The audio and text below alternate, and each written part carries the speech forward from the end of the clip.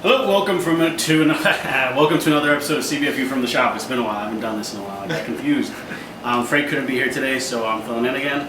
And we got some new comics, better than last week, I would say. Yes, so you want to start off? Sure. I'll start off. This is Batman 44. This is a special one-shot issue of Batman. This is co-written by Scott Snyder and Brian Azzarello with art by Jock. And first of all, let me say the art by Jock is really great. If you haven't read Scott Snyder and Jock's Witches series they've been doing, you owe it to yourself to get that, because that is really, really good horror. And this is good. This is not what I was expecting this issue to be. I thought this issue was going to be dealing more with the villain that Scott Snyder has been introducing in the Batman book, Mr. Blossom. Mm-hmm. That's what I really thought it was going to be about. And really, he only appears in a couple pages. It really doesn't touch on him that much. Really, it's more like a crime book.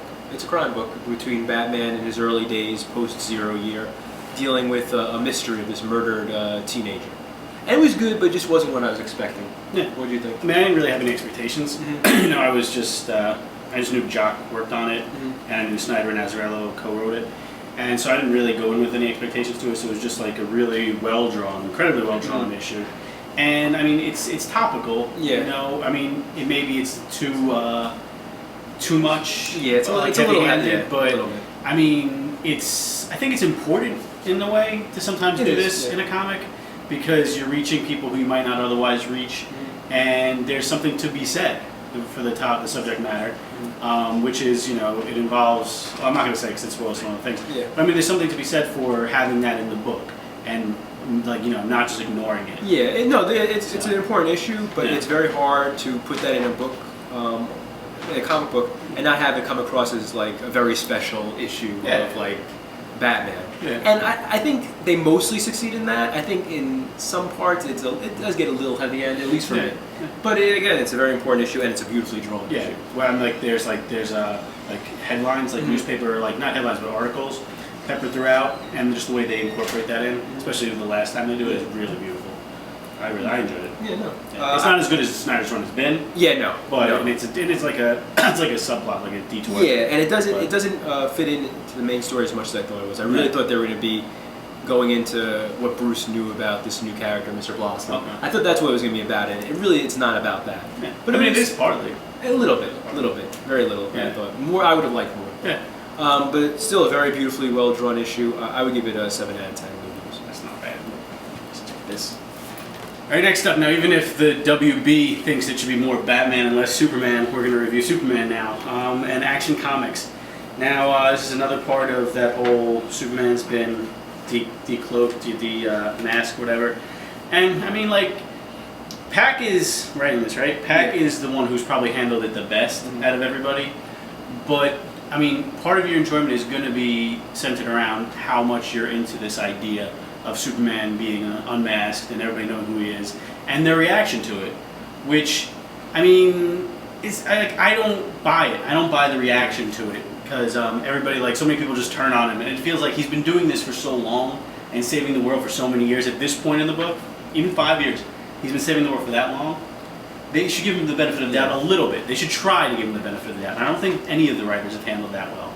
So I think that's been a failure for this. But again, Pac handles it the best. And Aaron Cooter is the artist, and he does a good job of drawing Superman since he's started. And it's a good book for what it is. It's not the Superman that I necessarily would like to see, but it is a good Superman story, I think. Yeah, no, I think you're right. I think Pac has handled this the best. I think Pac is the best Superman writer they've had probably since the New 52 started. Easily. But again, I don't, just like you, I don't buy this concept. I don't buy that everyone suddenly hates and distrusts Superman just because he had a secret identity for 5 years. Yeah. It doesn't make any sense, and it's not a particularally likable storyline. I can get the people that are close to him having a problem with feeling a little betrayed, maybe, but it's just everybody. It's a little. I mean, maybe that would happen in real life, but I mean, this Superman also hasn't been responsible for any catastrophes, like the Man of Steel Superman. Oh, yeah. If you don't trust him, I understand that. I'm with you. I don't trust him either, because he just destroyed the whole city. But this guy's saving the world for 5 years now, and they could give him a little bit more credit. But again, it's good. It's one of the better. It's the best Superman book, and it's one of the better DC books that are coming out right now. And he does have a good handle on Superman's voice. Yeah. Even if he doesn't have a handle on the reaction to Superman's unmasking, he gets Superman in a way that most writers don't. Yeah, no, I think So- that's why I think I enjoyed his run on Superman before this more than now. Yeah. Because he really does have a strong voice for Superman. Mm-hmm. It's just all this like nonsense with the people he's suddenly hated and feared by the planet. And I don't buy it. I don't particularly like it. Yeah, it's not Superman so much as it's like an X-Men kind of thing. Yeah. You know, with like defending the world that hates and fears you. It's not for me, but the book is good. So I would give this 6 out of 10 logos, and I would recommend it. If you're going to read a Superman book, this is the one you should be reading. Yeah, Action Comics. Our next book is the conclusion to Amazing Spider-Man Renew Your Vows. This is the Spider-Man Battle World book. And first, let me just say, the first issue of Renew Your Vows, I wasn't a big fan of. I didn't particularly like it, but I liked it as it's been going on. And this is a fun book. I really enjoy the play between Peter, Mary Jane, and their daughter. I really like seeing them together, and I hope that's something that they carry on going forward after Battle World is over. Gonna. I hope so. That's what I want. That's how I would like to see. And the art by Adam Kubert, it's strong, especially like, you didn't like it? Some of it's really strong. I like that. Some of it looks like, Yeah. The only problem with I see a lot of names on that, Yeah. so it's not just him drawing it. I think he's got a lot of inkers and a lot of colorists. help. Yeah, art by Adam Kubert and Scott Hanna. Oh, okay. It's not just Adam Kubert. Okay. So it's. But I thought this was a really fun book. I thought the ending of it got a little silly and a little easy. But for the most part of the book, I thought it was a lot of fun. I enjoyed it. I didn't like it nearly as much as you did. Mhm. I don't dislike it. I think it'd be like the middle of my Battle World books. I think it was silly and kind of corny throughout the dialogue, but I'm okay with that for the most part. There's some things like it's a little too easy, and it just it is a little too corny for me, but I still enjoy it. And there's another thing is like it doesn't really obey the rules of Battle World so much, because they're like Doom's supposed to be like the god of Battle World, but they don't like recognize his name. Well, a lot of the books, some of the books have been like But unclear about the rules of Battle World. That doesn't seem like it's that hard a directive. If like you laid out what the story's about, then all these Battle World titles should have the same like knowledge of it. Because the characters in Old Man Logan also didn't really know that Doom was God. Well, until they got past the Old Man Logan was like Doom, Doctor Doom. It's like he knew. It was like, and this guy's like he's the only one who Regent's knows. like Doom, and they're like you're talking about some guy named Doom over there. It's like crazy. I don't get it. But no, I had fun with this book. I enjoyed it. In fact, I also hope. I wish that this was the Spider-Man that was continuing. Yeah, no, I would like to see this I don't see any reason family why it aspect going forward. Especially because you have a young Peter, you have a young Spider-Man now with Miles. Yeah. There's no need to make Spider-Man young and hip. You got the young Spider-Man, so you can have the family Spider-Man. You got a writer who can handle it. It would be a really good book. No. And I just had fun with this book. I thought I enjoyed it. I enjoyed it a lot. I would give it 8 out of 10 Lugos. I enjoyed it. That's a lot of Lucas. Our last book of this week is Star Wars Shattered Empire, Journey to Star Wars The Force Awakens. I am a huge Star Wars nerd, fan, whatever you want to call it. I have been for a long time, and I read all like the extended universe books leading up to the point where they said these don't matter anymore.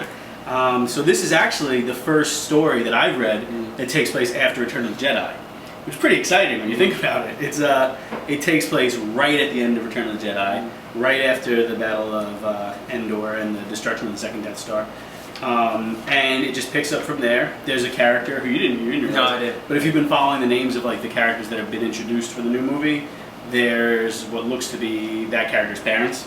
So it's like a direct connection to some of the new characters that are going to be introduced in The Force Awakens. Now, it's by Greg Rucka too, and he's a really good writer. It's not my favorite Star Wars book that's been like released, because Star Wars and Darth Vader have been so really good, especially Jason Aaron's Star Wars. And so this is not at that level, but it's better than anything else under it, and it's a connection to the movie that's gonna look. It looks amazing. I'm so excited for it.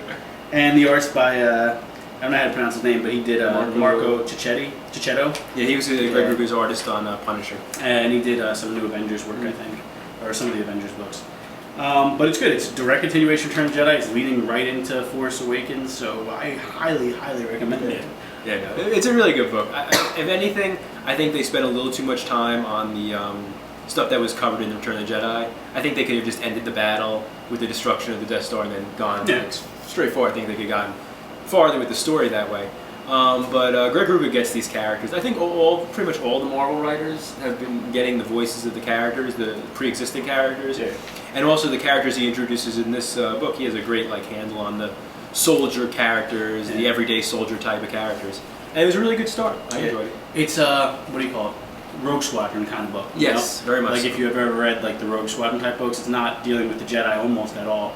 It's all the the pilots. soldiers, the pilots, those type of people. And I'm not usually a huge fan of that part of Star Wars, but I think I'm just so excited about Star Wars Episode 7 that I'm just on board for everything. And I'm excited about the comics and the quality of the comics that they've had.